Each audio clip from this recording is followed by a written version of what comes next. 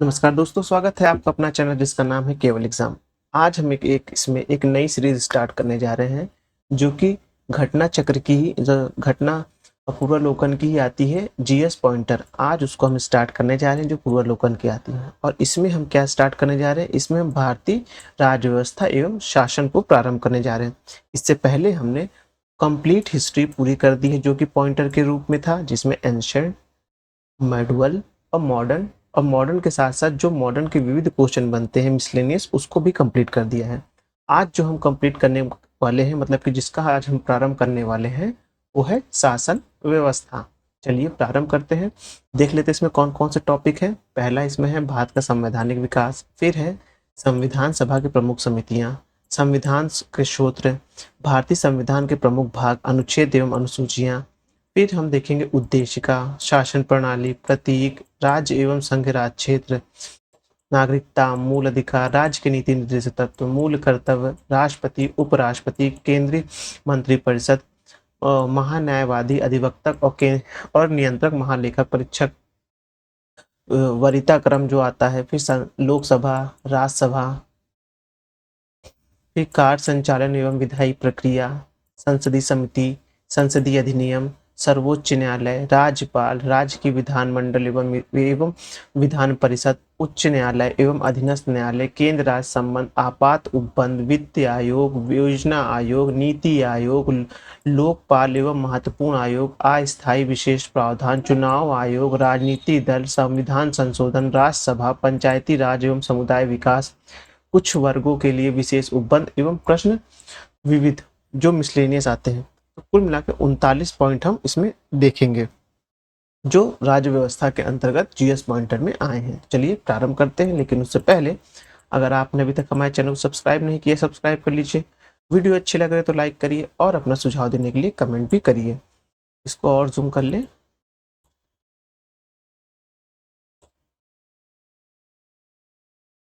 और कर सकते हैं क्या, हो जाएगा क्या, ये ज़्यादा हो जाएगा।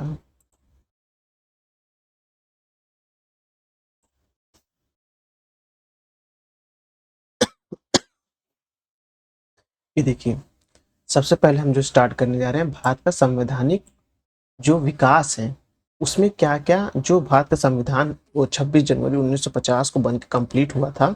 हाँ, तो उस संविधान को बनाने में किस किस किस किस मतलब पूर्ववर्ती भूमिका रही थी, किस किस कारकों की पूर्ववर्ती भूमिका रही थी, अंग्रेजों के समय कौन से कानून आए, उससे अच्छी चीजें उसमें क्या थी, तो उसको हमने अडॉप्ट किया, जो बेकार चीजें थी उनको हमने संविधान से हटा दिया। तो जो संविधान बनने के लिए जो हमारी पृष्ठभूमि रखी गई थी, वो पृष्ठभूमि में क्या क्या महत्वपूर्ण कैसे कैसे प्रशासन की व्यवस्थाओं के बारे में आया था, उनके बारे में इसमें उल्लेख है। तो चलिए देखते हैं।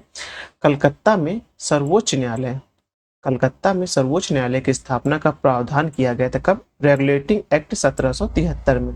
देखिए, एक बार आया था प्रश्न वहां रेगुलेटिंग एक्ट के बारे, लेकिन कलकत्ता के दर पे उसमें शायद लिख दिया था, मेरे ख्याल से यूपी है तो दिल्ली लिख दिया था। लोगों ने जल्दी जल्दी में पढ़ लिया था, वो कलकत्ता के दर पे यहाँ दिल्ली लिख दिया था, जो कि गलत हो गया था। तो ये ध्यान रखिएगा, यहाँ कलकत्ता में सर्वोच्च न्यायालय सबसे पहले स्थापित किया गया था रेगुलेटिंग एक्ट 1773 के माध्यम से। भारत में उपनिवेश शासन के संदर्भ में 1883 में इल्बर्ट बिल का उद्देश्य था, क्या था? जहां तक अदालतों का दंडीय अधिकार का संबंध है, भारत तथा यूरोपीय लोगों को बराबरी पर रोकना, यानी कि दोनों के बीच बराबरी नहीं आने देना।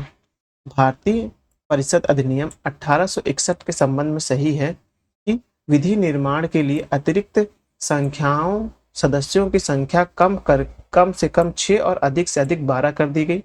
प्रांतीय और केंद्रीय विषय के तहत की तरह ही भेदभाव नहीं रखा गया। भारतीय परिषद अधिनियम 1892 लागू किया गया था। 3 फरवरी 1893 को लागू किया गया था।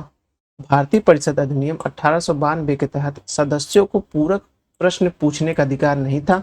पूरक प्रश्न पूछने का अधिकार आप देखेंगे तो 1909 के में मिलता है।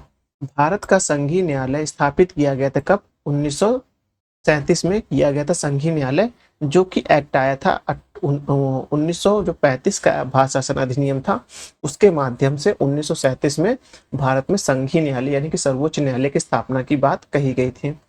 भारतीय संविधान परिषद को बजट पर बहस करने की शक्ति प्राप्त हुई थी। भारतीय परिषद अधिनियम 1892 के तहत हुई थी। नियंत्रण परिषद की स्थापना पिट्स का भारतीय अधिनियम 1784 के माध्यम से। सर्वोच्च न्यायालय की स्थापना नियामक अधिनियम 1773 के तहत। इंग्लिश मिशनरियों को भारत में आगमन जो मिला था वो चार्टर अधिनियम 1813 के माध्यम से मिला था।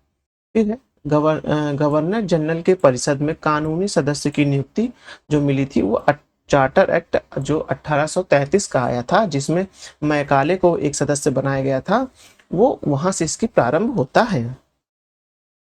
भारत में अंग्रेजी शिक्षा की नींव निम्नलिखित के द्वारा पड़ी थी। कब अंग्रेजी शिक्षा की नींव पड़ती? एक तो 1813 का जो चार्टर एक्ट, जिसके माध्यम से बोला गया था कि हम 1 लाख रुपए सालाना शिक्षा पे खर्च करेंगे। फिर उसी जो 1 लाख रुपए खर्च हुआ था, वो उस 1 लाख रुपए को कैसे कैसे खर्च करना है, कहाँ कहाँ किस किस क्षेत्र के लिए खर्च करना है, तो 10 साल बाद एक कमेटी बनाई गई थी जिसका नाम था general committee of public interactions, जो कि 1823 में बनी थी। इसने बताया था कि 1-1 लाख रुपए कैसे कैसे खर्च करना है। 2 हो गया।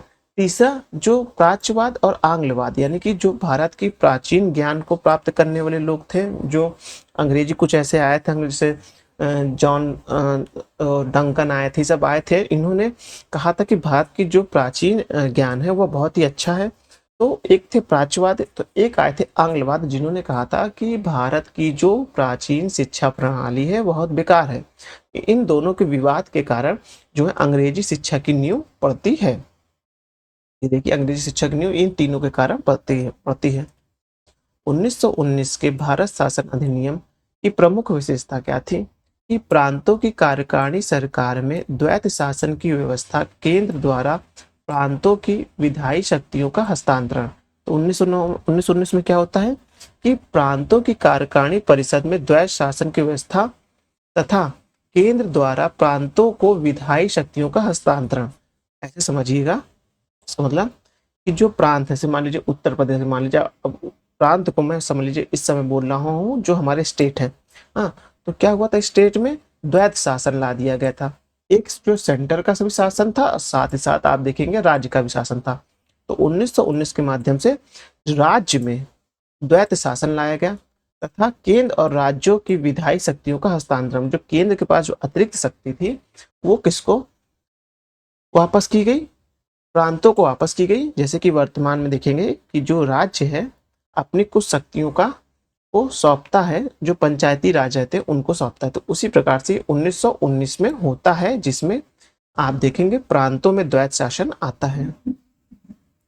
ब्रिटिश संसद ने चाय और चीन के साथ व्यापार को छोड़कर ईस्ट इंडिया कंपनी के भारत के साथ व्यापारिक एकाधिकार को समाप्त कर दिया था। कब? 1813 में। 1813 में चाय और चीन के साथ व्यापार छोड़कर बाकी सारे जो व्यापार थे वो कैंसिल कर दिए गए थे। मतलब कोई भी जो कंपनी का एकाधिकार था भारत में वो समाप्त हो जाता है, लेकिन चाय और चीन के साथ भी उसका व्यापार कब समाप्त होता है एकाधिकार का? वो होता है 1833 के एक्ट के माध्यम से। भारत का राजस्व ब्रिटिश संसद के नियंत्रण में आ गया था। कब आ गया था? 1858 में। क्यों आ गया था? क्योंकि 1857 में महान क्रांति होती है 1857 की। तो जिसके माध्यम से क्या किया जाता है, जो लंदन में बैठी हुई सरकार थी, ब्रिटिश शासन था, उसने कंपनी को यहाँ से हटाया और कंपनी से कहा कि अब आप सिर्फ अपना व्यापार देखिए, बाकी जो इंडिया से जो रेवेन्यू हमें मिल रहा है, राजस्व मिल रहा है, अब वह ब्रिटिश संसद देखेगी। ब्रिटिश भारत में सांप्रदायिक प्रतिनिधित्व की व्यवस्था सर्वप्रथम की गई थी। कब की गई थी? 1919 के अधिनियम माल्य मिंटो सुधार के माध्यम से की गई थी। भारतीय संविधान विधान पालिका प्रथम बार द्विसदनी बनाई गई थी। कब बनाई गई थी? 1919 के भारत शासन अधिनियम के माध्यम से द्विसदनी बनाई गई थी, जिसमें केंद्र और राज्य का बंटवारा होता है। केंद्र की तरफ से राज्य को कुछ शक्तियां हस्तांतरित की जाती है, जो कि ऊपर अभी हम लोग यहाँ पढ़ रहे थे, आपने देखा था ये। तो ये द्विसदनी कब बनता है भारत में? द्विसदनी व्यवस्था कब लाई जाती है? 1919 के मॉन्टेगू चेम्सफोर्ड अधिनियम के तहत लाई जाती है। इसे मॉन्टेगू चेम्सफोर्ड अधिनियम भी कहते हैं, ये भी ध्यान रखिएगा।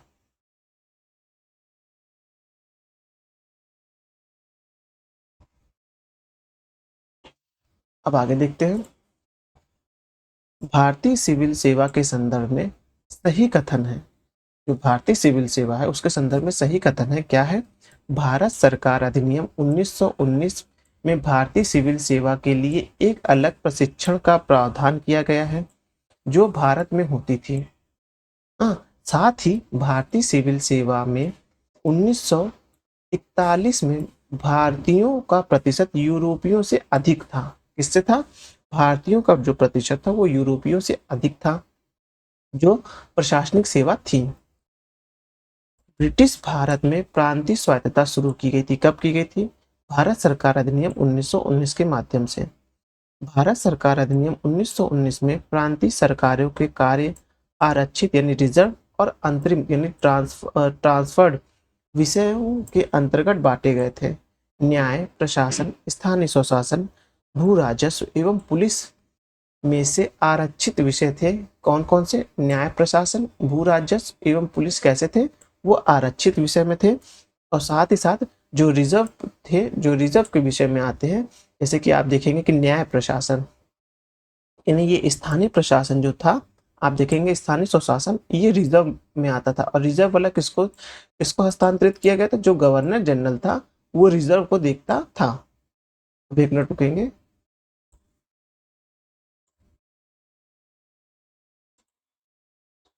अब है निम्नलिखित अधिनियम के द्वारा 1920 निम्नलिखित अधिनियम के द्वारा 120 सदस्यों वाले चैम्बर्स ऑफ प्रिंसेस की व्यवस्था की गई थी 1919 के अधिनियम के माध्यम से। 1919 के मॉन्टेगू चेम्सफोर्ड सुधार में 21 वर्ष से अधिक आयु की सभी महिलाओं के लिए मताधिकार की संतुष्टि की गई थी। देखिए आ रहा है सभी के लिए।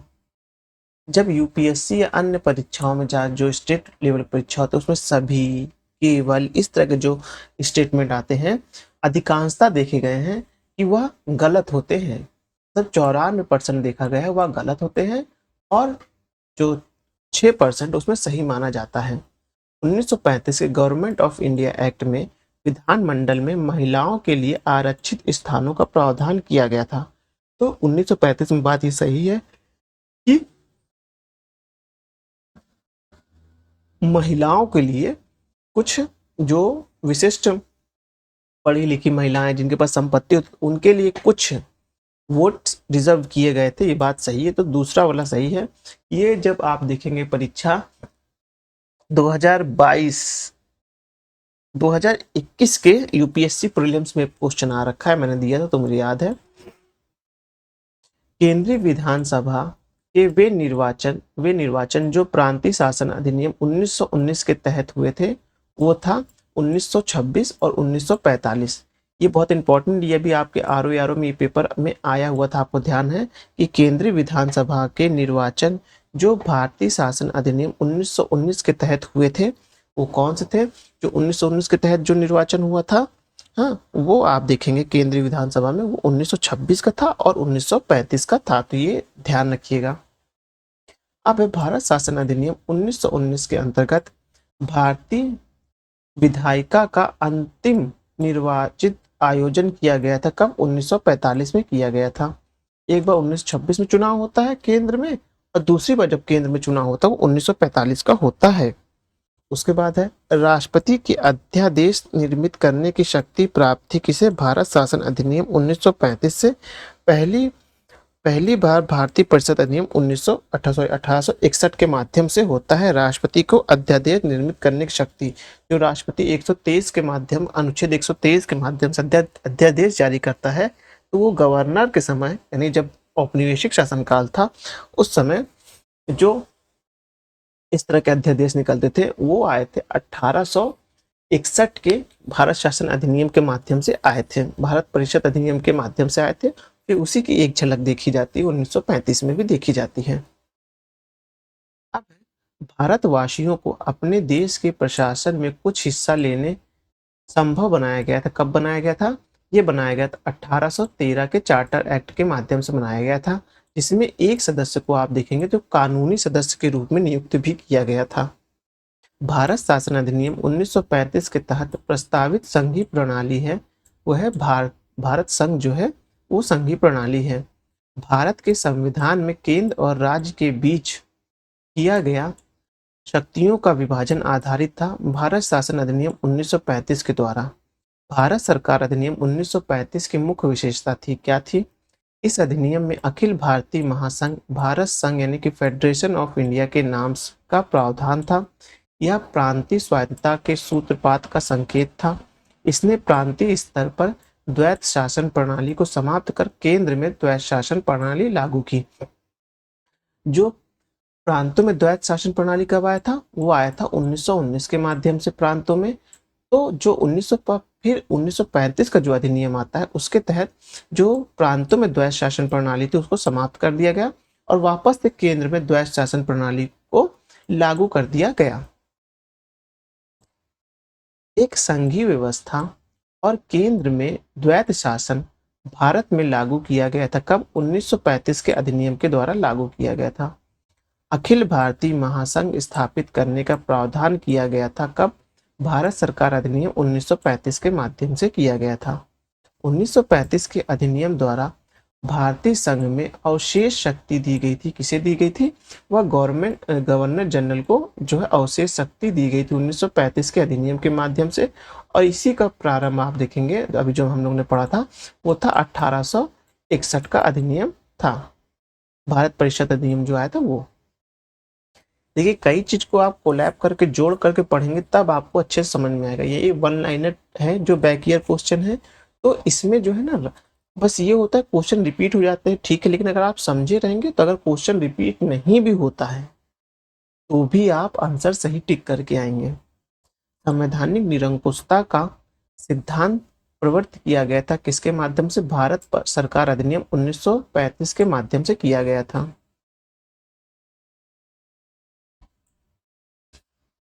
अब आ गया है नेक्स्ट पेज जिसमें देखेंगे कि भारत शासन अधिनियम 1935 में स्वीकार किया गया महत्वपूर्ण और स्थायी अवयव क्या था? विधानमंडल के लिए निर्वाचित एवं जवाबदेही प्रतिनिधित्व। एक संघ की योजना का विचार, विधानमंडल के लिए सरकारी सदस्यों का समावेश करना। 1935 के गवर्नमेंट ऑफ इंडिया एक्ट महत्वपूर्ण क्यों महत्वपूर्ण था? क्योंकि इसने भारतीय संविधान का प्रमुख स्रोत था। जब भारत का संविधान आप पढ़ेंगे तो उसको बनाने में जो भारत शासन अधिनियम 1935 था उसका बहुत सहारा लिया गया। जो 1935 के बहुत से ऐसे प्रावधान थे जो डायरेक्टली सीधा कॉपी पेस्ट कर दिए गए हमारे संविधान में। बर्मा भारत से लागू हुआ कब हुआ? तो 1935 के अधिनियम के फलस्वरूप लागू हुआ। वर्ष 1937 में चुनाव में कांग्रेस का मंत्रिमंडल बना था। कितना? कुल 8 प्रांतों में बना था।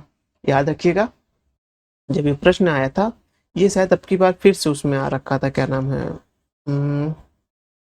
तो आर में शायद ये प्रश्न आया हुआ है, मैंने देखा है शायद। तो ये कितने प्रांत है? 8 प्रांत है, आप याद रखिएगा। एक निर्वाचित संविधान सभा द्वारा भारत के संविधान का निर्माण करने का प्रस्ताव किया गया था। क्रिप्स मिशन के माध्यम से किया गया था। क्रिप्स मिशन भारत में कब आता है? 1942 में आता है, ये ध्यान रखिएगा, मैं यहाँ लिख दे रहा हूँ, पेन चल जाए तो।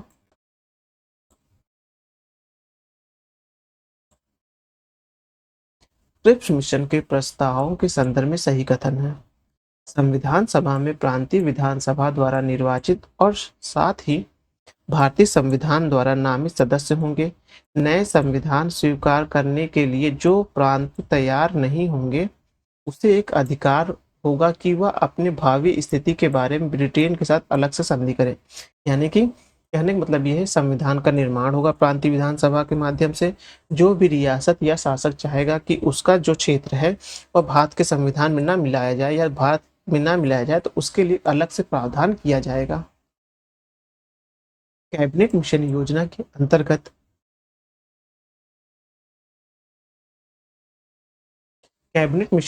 के अंतर्गत संविधान निर्मित परिषद में प्रत्येक प्रांतों को आवंटित सदस्य संख्या निर्धारित करने के लिए एक प्रांतीय जनसंख्या का अनुपात क्या था?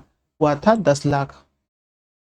कैबिनेट मिशन के सदस्य थे पैथिक लॉरेंस, स्टीफन क्रिप्स और एवी अलेक्जेंडर थे। जो कैबिनेट मिशन आया था, जो क्रिप्स में आया था, वही थी ये स्टैफर्ड क्रिप्स ही थे उस समय के, ध्यान रखिएगा। भारत संविधान सभा का गठन किया गया था कैबिनेट मिशन 1946 के माध्यम से। प्रथम अंतरिम राष्ट्रीय सरकार की घोषणा की गई थी 24 अगस्त 1946 को। यही देखेंगे 16 अगस्त को ही सीधी कार्रवाई का दिवस मनाया जाता है, जो पाकिस्तान में मतलब पाकिस्तान हिंदुस्तान के विभाजन के समय हिंसा हुई थी, जब जिन्ना ने सीधी कार्रवाई का आदेश दिया था, तो वो वही 16 अगस्त 1946 को मनाया जाता है। तो उसी के बाद 24 अगस्त 1946 को ही प्रथम अंतरिम राष्ट्रीय सरकार की घोषणा की जाती है, 24 अगस्त 1946 को। 1946 में निर्मित अंतरिम सरकार के में कार्यकारी परिषद के उपसभापति कौन थे? वो थे जवाहरलाल नेहरू। कार्यकारी परिषद के उपसभापति 1946 में कौन थे? जवाहरलाल नेहरू। सी राजगोपालाचार्य, डॉक्टर राजेंद्र प्रसाद, डॉक्टर राधाकृष्णन और जगजीवन राम में से जो अगस्त 1946 में गठित प्रथम अंतरिम राष्ट्रीय सरकार का सदस्य नहीं थे, वो डॉक्टर राधाकृष्णन साहब नहीं थे। बेवेल योजना के अनुसार कार्यकारी परिषद में हिंदू और मुस्लिम सदस्यों की संख्या समान होनी थी। वेवेल का विचार था कि ऐसी व्यवस्था से भारत का बंटवारा बच जाएगा, जो कि एकदम गलत है। तो जो कारण है वो गलत है, लेकिन जो कथन है वह सही है। भारत के संविधान की रचना हेतु संविधान सभा का विचार सर्वप्रथम प्रस्तुत किया कब किया गया? वह किया गया था 1934 के राजस्व परिषद तथा एम.एन. रॉय के द्वारा किया गया था। भारतीय संविधान के बारे में सही कथन है, इसने बड़ी संख्या में समितियों की मदद से काम किया, उनमें से प्रारूप समिति सबसे महत्वपूर्ण थी। इसमें अल्पसंख्यक समुदाय जैसे ईसाई, एंग्लो इंडियन और पारसी सभी को पर्याप्त प्रतिनिधित्व दिया गया। इसकी चुनावी प्रक्रिया भारत शासन अधिनियम 1935 की 6वीं अनुसूची पर आधारित थी।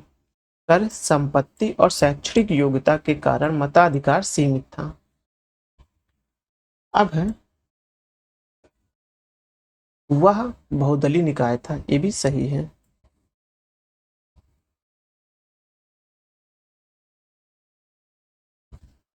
जो साइड में कट जाएगा वो उसको मैं पढ़ दूंगा, आप परेशान ना होइएगा।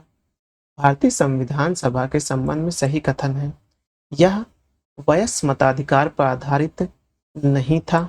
सही बात है। भारतीय संविधान सभा के संबंध में सही कथन है, यह वयस्क मताधिकार पर नहीं था, बल्कि देखेंगे आप, जो संविधान के बाद जो प्रथम चुनाव हुआ था वो जो था वयस्क मताधिकार पर था, लेकिन जो संविधान सभा का गठन था वो वयस्क मताधिकार पर नहीं था। फिर है, यह कई समितियों के माध्यम से कार्यरत थी, यह प्रत्यक्ष निर्वाचन का परिणाम नहीं थी। भारत के संविधान का प्रारूप तैयार करने वाली संविधान सभा के सदस्यों को विभिन्न प्रांतों की विधान सभाओं द्वारा चुना गया था। संविधान सभा में सदस्यों का चुनाव हुआ था प्रांतीय विधानसभा द्वारा। संविधान सभा की बैठक उद्घाटना अधिवेशन की अध्यक्षता किसने की थी? डॉक्टर सच्चिदानंद सिन्हा ने की थी। भारत के संविधान निर्माती सभा या संविधान सभा के अध्यक्ष थे कौन थे? वो डॉक्टर राजेंद्र प्रसाद थे। भारतीय संविधान सभा की स्थापना की गई थी, कब की गई थी? 9 दिसंबर 1946 को की गई थी, जिसके अस्थायी अध्यक्ष सच्चिदानंद सिन्हा थे। फिर 11 दिसंबर जो 1946 को हुआ था, उसका स्थायी अध्यक्ष चुना जाता है, डॉक्टर राजेंद्र प्रसाद को चुना जाता है। संविधान सभा में चुने हुए स्थायी सदस्य कौन थे? ये डॉक्टर राजेंद्र प्रसाद। इनकी डेट क्या थी? 11 दिसंबर 1946। संविधान सभा के प्रारंभ में अस्थायी उपाध्यक्ष प्रथम मनोनीत उपसभापति नामित किए गए थे। फ्रैंक एंथोनी जो है उपसभापति नामित किए गए थे संविधान सभा के प्रारंभ में। अस्थायी उपाध्यक्ष मतलब कि अस्थायी उपाध्यक्ष प्रथम मनोनीत उपसभापति नामित किसे किए गए थे? फ्रैंक एंथोनी को नामित किए गए थे। और ये इंपॉर्टेंट है, तभी देखिए मैंने यहाँ जो पढ़ा था अपना बुक उसमें टिक किया हुआ, क्योंकि नए क्वेश्चन है। भारत के संविधान सभा का प्रथम अधिवेशन शुरू किया गया था 9 दिसंबर 1946 से शुरू किया गया था। डॉक्टर राजेंद्र प्रसाद को संविधान सभा का अध्यक्ष चुना गया था 11 दिसंबर 1946 को। संविधान सभा के उद्देश्य प्रस्ताव प्रस्तुत किया गया था 13 दिसंबर 1946 को। उद्देश्य प्रस्ताव प्रस्तुत करते हैं, उद्देश्य प्रस्ताव कौन प्रस्तुत करता है? जवाहरलाल नेहरू करते हैं, जो कि ये है कौन करते हैं? जवाहरलाल नेहरू 13 दिसंबर 1946 को। जवाहरलाल नेहरू ने भारत के संविधान सभा की जिस बैठक में उद्देश्य प्रस्ताव रखा था वह था प्रथम अधिवेशन की 5वीं बैठक में। भारत को एक संविधान देने का प्रस्ताव संविधान सभा द्वारा पारित किया गया था 22 जनवरी 1947 से। भारत संविधान के निर्माण में संदर्भ में सही है कि पंडित नेहरू के उद्देश्य प्रस्ताव का जो संविधान सभा द्वारा स्वीकार किया गया था, संविधान का निर्माण पर असर था। ठीक ही साथ आप देखेंगे उद्देश्य का बहुत महत्वपूर्ण उद्देश्यों की पूर्ति करती थी। संविधान को परत भारत के संविधान ने आदेशित किया था। भारतीय संविधान को बनाने हेतु भारतीय संविधान सभा के कुल अधिवेशन हुए थे कितने? 11। 24 जनवरी 1950 को संविधान पर सदस्यों द्वारा हस्ताक्षर के लिए पुनः संविधान सभा के समावेत होने को शामिल करने पर अधिवेशन की कुल संख्या कितनी थी? वो थी 12। भारत के संविधान के निर्माण में संविधान सभा को समय लगा था कितने? 2 वर्ष 11 महीने और 18 दिन लगे थे। संविधान सभा के पहले स्थायी अध्यक्ष कौन थे? H.C. मुखर्जी थे। संविधान सभा के पहले स्थायी उपाध्यक्ष, स्थायी अध्यक्ष देखेंगे राजेंद्र प्रसाद थे, लेकिन संविधान सभा के पहले स्थायी उपाध्यक्ष जो थे वो S.C. मुखर्जी थे। प्रारूप समिति के मूलतः एकमात्र कांग्रेसी सदस्य कौन थे? K.M. मुंशी थे। राजस्थान की रियासत का प्रतिनिधित्व करने वाले संविधान सभा के सदस्य कौन थे? V.T. कृष्णामाचार्य थे। संविधान समिति के अध्यक्ष कौन थे? जवाहरलाल नेहरू थे। संविधान सभा में भारतीय संविधान का तृतीय वाचन प्रारंभ हुआ था 17 नवंबर 1946 से प्रारंभ हुआ था। संविधान सभा के निर्माण के समय संवैधानिक सलाहकार कौन थे? B.N. राव थे। याद रखिएगा B.N. राव जो थे वो संवैधानिक सलाहकार थे। भारतीय संविधान का प्रथम प्रारूप तैयार किया गया था B.N. राव के समय तैयार किया गया था। भारत का संविधान संपूर्ण रूप से तैयार हुआ था 26 नवंबर 1946 को। संविधान सभा भारतीय संविधान पूर्णतः लागू हुआ था 26 नवंबर 1950 को। संविधान को 26 जनवरी के दिन लागू करने का निर्णय लिया गया था क्योंकि कांग्रेस ने इस तिथि को 1930 में स्वतंत्रता दिवस के रूप में मनाया था। जब जवाहरलाल नेहरू ने कराची में जो लाहौर में जो रावी नदी के तट पर झंडा फहराया था ना 1930 में, याद होगा आपको, जब पूर्ण स्वतंत्रता की मांग की गई थी, ये उसी दिन के लिए मनाया गया था। भारतीय संविधान को अपनाया एवं अधिनियमित किया गया था संविधान सभा द्वारा। जब आप उद्देशिका पढ़ते हैं तो सबसे लास्ट में लिखा जाता है ना कि संविधान सभा ने इसको इस तारीख को अपनाया था। तो किसने अपनाया था? संविधान सभा ने। तारीख क्या थी जो उद्देशिका में लिखी रहती है अंगीकृत की? वो रहती है 26 नवंबर 1946। भारतीय संविधान दिवस मनाया जाता है 26 नवंबर को मनाया जाता है, आपको पता है। भारत की संविधान सभा की बैठक कब हुई थी? वो हुई थी 24 जनवरी 1950 को। निम्नलिखित घटनाओं को कालक्रम में व्यवस्थित कीजिए, सबसे पहले से लेकर आखिरी तक। प्रारूप समिति की नियुक्ति, भारतीय संविधान को अंगीकृत और अधिनियमित किया गया, भारतीय संविधान के प्रावधानों की तिथि, संविधान सभा की प्रथम बैठक। तो कौन कौन? सबसे पहले तो देखेंगे संविधान सभा की पहली बैठक होती है, कब होती है? 1946 में देखेंगे। फिर क्या होता है? प्रारूप समिति बनाई जाती है। फिर उसके बाद क्या होता है? भारतीय संविधान को अंगीकृत और अधिनियमित किया जाता है और बाद में भारतीय संविधान के प्रस्ताव की तिथि आती है। B.R. अम्बेडकर का संविधान सभा में निर्वाचित हुआ था, कब हुआ था? बॉम्बे प्रेसिडेंसी के पूना से हुआ था। डॉक्टर भीमराव अम्बेडकर का जन्म और मृत्यु हुई थी, कब हुई थी? क्रमशः 1891 में तथा उनकी उनका जन्म होता है 1891 में, शायद 14 अप्रैल है। हाँ, 14 अप्रैल 1891 में उनका बर्थडे होता है B.R. अम्बेडकर साहब का, और जो उनका मृत्यु होता है वो होता है 1956 में होती है। तृतीय गोलमेज सम्मेलन के विचार विमर्श की परिणति भारत सरकार अधिनियम 1935 को पारित होने के रूप में हुई। भारत सरकार अधिनियम 1935 में ब्रिटिश सरकार के सूबे और भारतीय रियासत के एक संघ पर आधारित ऑल इंडिया फेडरेशन के उपबंध पर केंद्र गठन का उपबंध थी। इसमें उसके बाद देखेंगे कथन क्या है। भारत के संविधान देश की आवश्यकताओं की पूर्ति करता है क्योंकि इसका एक गृहीत संविधान कहा जाता है। ए और आर दोनों सत्य है, परंतु ए आर का सही स्पष्टीकरण नहीं है।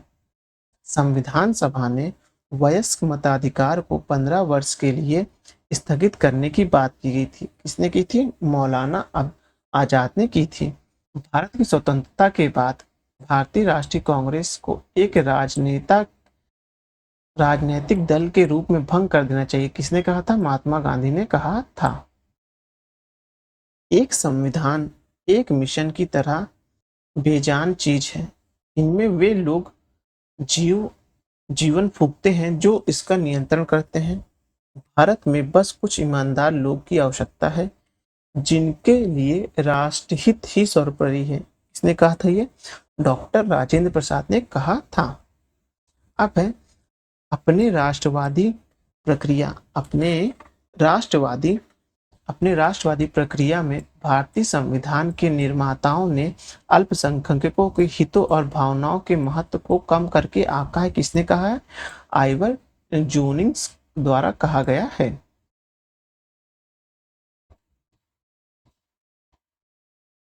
संविधान सभा कांग्रेस थी और कांग्रेस भारत था। किसने कहा था? ग्रेवलिन ऑस्टिन ने कहा था। उसके बाद देखेंगे कि भारतीय संविधान सभा में कुल महिलाओं की सदस्य संख्या कितनी थी? वह 15 थी। याद रखिएगा, ये इंपॉर्टेंट क्वेश्चन डायरेक्ट आता है 15। अब संविधान की प्रमुख समितियां देख लेते हैं, उसके बाद ये वीडियो को क्लोज करेंगे, ज्यादा नहीं, छोटा सा ही है। संविधान सभा की संविधान समिति के अध्यक्ष कौन थे? डॉक्टर जवाहरलाल नेहरू थे।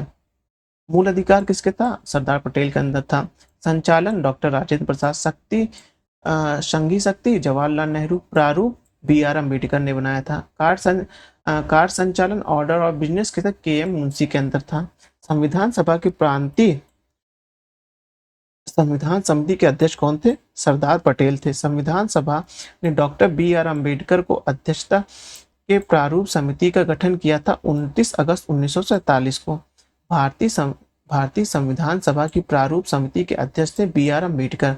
संविधान सभा द्वारा स्थापित मौलिक अधिकार और अल्पसंख्यकों हेतु सलाहकार समिति के अध्यक्ष कौन थे? सरदार पटेल। Doctor B.R. अम्बेडकर की अध्यक्षता में संविधान सभा के प्रारूप समिति के अन्य सदस्य थे कौन? जो अन्य सदस्य थे वो 6 लोग और थे। डॉक्टर अम्बेडकर की अध्यक्षता में गठित संविधान सभा के प्रारूप समिति के मूल सदस्य थे N. Gopal Swami Iyer, KM Munshi, Aladdin Krishna स्वामी अय्यर, मोहम्मद सादुल्ला, BL मित्र और DP खेतान। नोट, इनमें से BL मित्र के स्थान पर N. माधव रेड्डी आते हैं। BL मित्र के स्थान पर माधव राव आते हैं और DP खेतान की मृत्यु के बाद TT कृष्णमाचार्य को प्रारूप समिति में शामिल किया जाता है। फिर है संविधान निर्मात्री परिषद की झंडा समिति के अध्यक्ष कौन थे? राजेंद्र प्रसाद थे, और साथ ही साथ जो संचालन समिति तो उसके लिए भी डॉक्टर राजेंद्र प्रसाद थे। तो चलिए वीडियो समाप्त करते हैं। कल से हम जो देखेंगे वो संविधान के सूत्र कौन कौन देश से क्या क्या लिया गया है जो हमारे संविधान में जोड़ा गया है। लेकिन उससे पहले अगर आपने अभी तक हमारे चैनल को सब्सक्राइब नहीं किया, सब्सक्राइब कर लीजिए। वीडियो अच्छी लग रही है तो लाइक करिए और अपना सुझाव देने के लिए कमेंट भी करिए। धन्यवाद।